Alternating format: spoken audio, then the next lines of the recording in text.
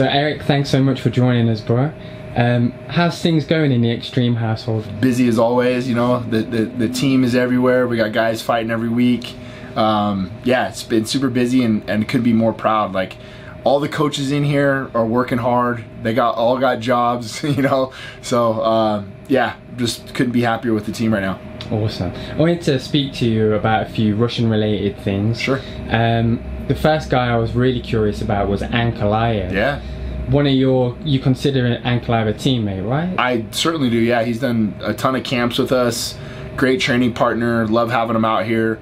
Sukarab is coach as well. So, you know, Ankalaev's always a welcome addition to the team when he's here. Just how good is Ankalaev? Yeah, I think he's just not even like scratched the surface of what his true potential actually is. I love having him in here because he tests everyone else. Like, I think him and Strickland are probably two of the best training partners for one another. Like, every time Ankalaev's in town, you know, Sean's always like, all right, bro, it's going to be a war. You know, and these two really do, man. They push each other a lot. Ankalaev is a huge help for us, although the fight didn't go our way against Alex Bejeda. You know, Ankalaev was a lot of help to Sean because we were intending on wrestling quite a bit that camp, or that fight. We did a lot in that camp, and Ankalaev was a huge help. What are the rounds like with him and Sean? Like, I've seen some of it on social media, but like, as a coach, how do you kind of break that down? Very competitive, you know, very competitive rounds, and you can score those rounds either way, but it's definitely that iron sharpens iron mentality when those two are going at it with one another, you know, so they only make each other better. Yeah, that's awesome. And obviously Ankalaev's got a fight coming up with Rakic. How do you see that going? Yeah, great fight, great matchup. I felt like Rakic was winning that fight against Prochazka until he wasn't, you know, so very good on his P's and Q's. I think he's an excellent striker, mixes in his wrestling well, but to me personally, I feel like Ankalaev is better all around. I think it's one of those fights where Ankalaev decides to take him down, it's going to be a problem. You've spent a lot of time with Khabib as well down here at Xtreme, I believe. I want to know just how good of a coach do you think Khabib is, coming from somebody of your caliber? Oh, he's amazing. And like, so when Khabib was out here and running practices over the UFC PI, I reached out and asked if it was okay if I came in, and because it's invite only, you know, hey, is it cool if I come in and just sit around and watch? And he's like, yeah, come through. And it was just very much, it's very serious but very regimented. There's no music, there's no bullshitting. Like, they're not there to kind of, you know, talk shit with one another and joke around. And it's, dude, it's, you're there and it's work from the moment you step on the mat until the moment you're off the mat. And like, it was very interesting to me just to see the way, like, how the seriousness of that practice, and it showed me a lot, man. It taught me a lot on how to improve some of our things that we're doing here at Xtreme, because I think, you know, Khabib and those guys do it at the highest standard, at the highest level. One of the funny things too was Belal Muhammad brought a guest that wasn't cleared by Khabib, and then like Khabib was not happy about that, and like just kind of made me realize, like, I sometimes open my doors too much and allow people, you know, to come and train that we don't get vetted through the system. And it's like, you know, that really stood out to me, and you know, how he handled that situation. How did he handle that situation? It was kind of like a way, I think, like you could feel like he was joking, but he wasn't. He was serious about it. And Belal was like, oh dude, I'm so sorry, you know. And he goes, I don't know who this guy is, maybe. And then like, the best part was, like, Khabib and I are sitting here and he kind of looks at me and he's like, yeah, Eric, are you gonna let a guy into your gym that you don't know? Maybe he's fighting one of your guys. Like, just kind of like just punking Belal, like, in front of everybody. It was funny. But obviously, you know, Khabib let the guys still continue to train, but there was a process to that I felt like it was important. I've always heard that about AKA, that like, you have to be voted in, if you will. Like, if you're a guest coming to AKA, the team has to approve that, and I really like that mentality. You know, it's kind of very on the other end of the spectrum of what I'm like. I led a lot of people into the gym, but I think it showed me that there is importance to knowing who's on your mats. Yeah, I agree with that. Was there any technical side of the things that you were looking at Khabib and you thought, wow, this is great, I would love to bring this into Xtreme? All goes. Like, they didn't stop to do a whole lot of technique. Maybe that for that particular practice or two that I was watching, I think that practice that I was there to see was kind of the way that I like to run my pro practice as well. you know, a good hard warm-up, some MMA drills, if you will, and then it's going to be a lot of live goes and situationals. So there was a lot of similarities to the way that I like to run practice. That particular one was just very serious, hard goes, and not a lot of rest. Was Khabib getting involved with any wrestling, or was he strictly coaching? Just coaching that day. Interesting. Yeah, just coaching that day. And was Islam there at that time? He might have been. He might have been there. Yeah, it was a deep group, man. It was a talented group. I remember, I think Umar was there. I know Ige was there. Belal. There was a who's who of guys that was in the room for sure. What do you make to Islam, like generally, as a fighter, and where he's going right now? Oh, it's kind of not really a surprise because, like, knowing Ali, knowing Khabib, knowing these guys for as long as I have, Islam was always the guy that they knew that was going to be the one to take over the game. It's like Ali was talking about Islam like 10, 11 years ago. Like, oh, you think fucking Khabib's good? Wait till you see Islam. Wait till you see this. Wait till you see this. So these guys really knew, I think, ahead of that where Islam was going to be. So it's no surprise by me. I just think it's not now seeing the dominance that he's putting on. Yeah, I mean, the guy's unreal. How do you think he goes about moving up with Belal as the champion right now? I don't think he will, because I think the relationship with Belal and the team and everyone else, I don't think that that's his goal, is to like take the belt away from Belal or to try to compete against Belal. I think it's more about the competitive side of him, to where there are still fights for him to be able to go and compete at welterweight without having him to have to fight Belal. So yeah, and there's still good fights for him to make it 55s as well. But to me, it's more about the competitiveness in him and wanting to try to challenge himself and moving up a rank. And you mentioned Umar as well, and he was there with, I assume, training with Dan Ige. Yeah. How did that get on? Yeah, great, man. I mean, you know, Umar, Manel, like a lot of these guys that we have in the gym, they all cross-train, and, you know, I think that's the one thing that Manel was always talking about, and I know how great of a striker Manel is. He was just saying, dude, this guy might have some of the best wrestling, but dude, his striking is very underrated and very good. And that was before the Sandhagen fight, like we were talking about when we were in Manchester. So seeing him beat Corey Sandhagen the way that he did, I don't think was a surprise to many. And you mentioned Manel. Obviously, I was with you last time in Manchester. How do you kind of look back on that period? Weird, right? The whole thing was just weird to me. You know, the scenario at the hotel, I felt, you know, you were there with me. Like, we were literally standing there talking. It was you, me, and Oban, right? Like, the scenario felt like these guys were at peace. They were shaking hands. Everybody was fine. And all of a sudden, it just pops off into something that didn't need to happen. You know, and it's unfortunate, man, because Mokaev's a talent. And the guy's really, really good. And it put himself in a scenario now where it put him out of the UFC. What do you think to that? Do you agree with that? Do you think that was the right move by the UFC? Like, I think there's more to that story, more behind the scenes that I'm aware of.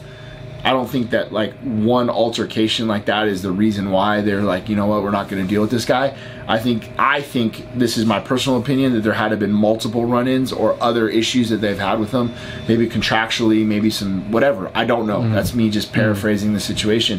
But yeah, I think that there had to been multiple offenses for them to be like, you know what, dude, we're just not going to deal with this guy. Yeah. And in terms of the fight, how do you look back on the fight itself?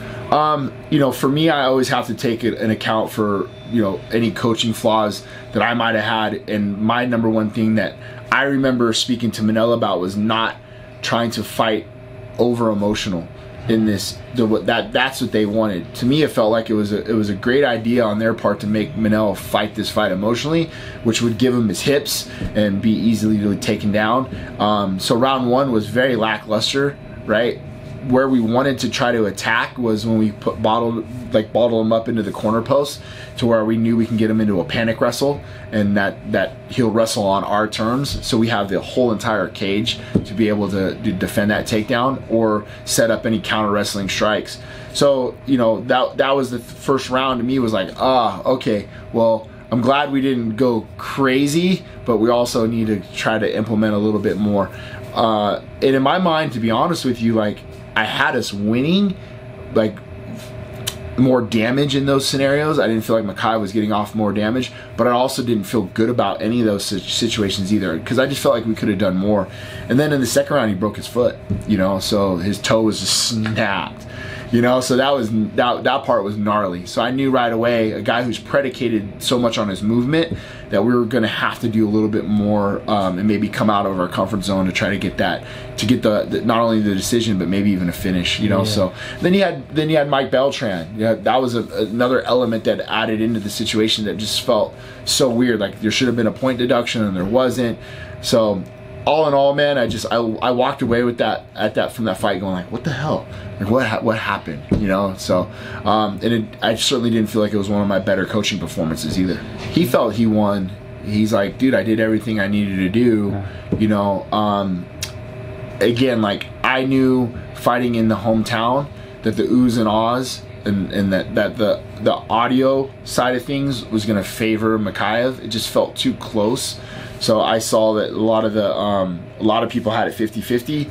A lot of the personnel, like writers and UFC people, were like, I thought Manel won. So just from my perspective, as a coach, I always felt like we could have done more. We left a little bit on the table.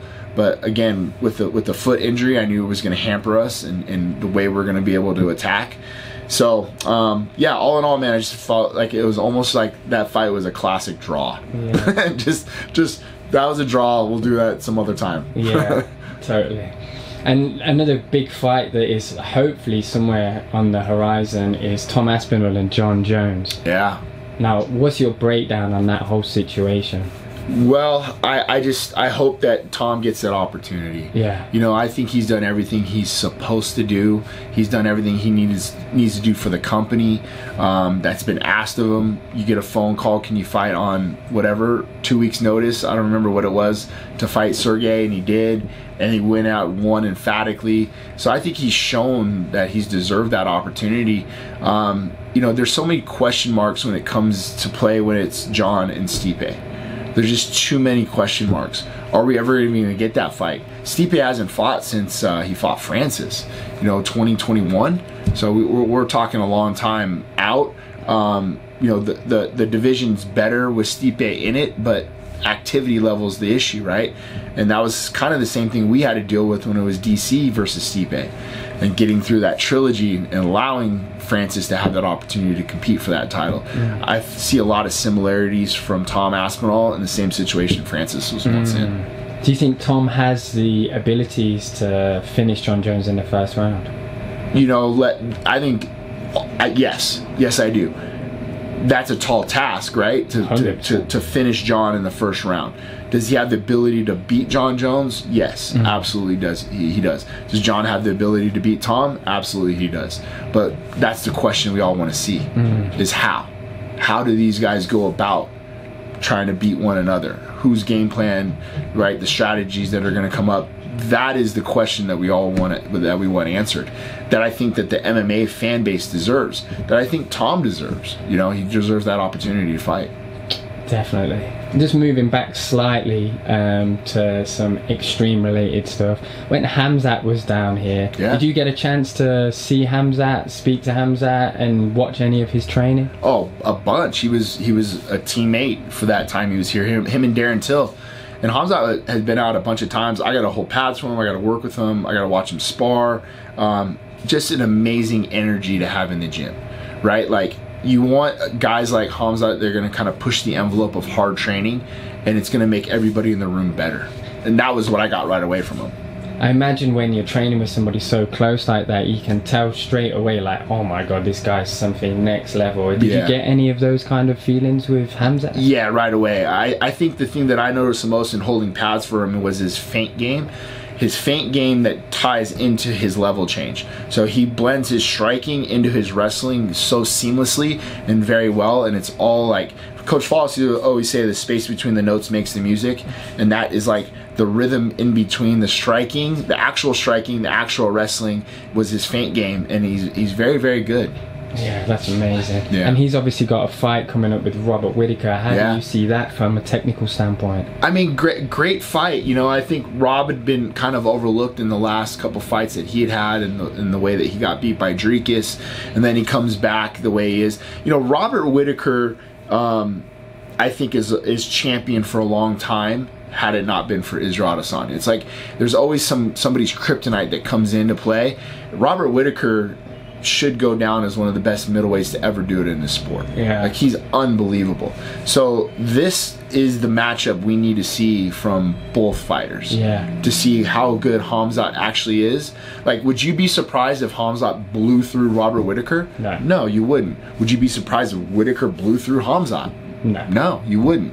So this is just one of those fights where I think like you want to see how good Khamzat really is. That's the one that that can be like, oh dude, this guy's for real. That this is the fight that he can do that in. What type of stylistic fighter do you think is Khamzat's kryptonite? Pace. I think pace. I think somebody that can drag it into deep waters that we saw with Usman, that we saw in a 3-rounder with Gilbert Burns, right? The 5-rounder is always going to be the question mark because of Khamzat's style of always trying to finish fights and get guys out of there right away. Can that be his kryptonite? Is a guy who's durable, that can get through rounds 1 and 2, and then how does Khamzat fare in the deeper rounds? That is the question mark, right? We haven't seen. With the unknown, that's all we're asking. Okay, well, how does he do in these situations? Not saying he can't. It's the unknown. Yeah, definitely. I really appreciate your time, Eric. Yeah, of course.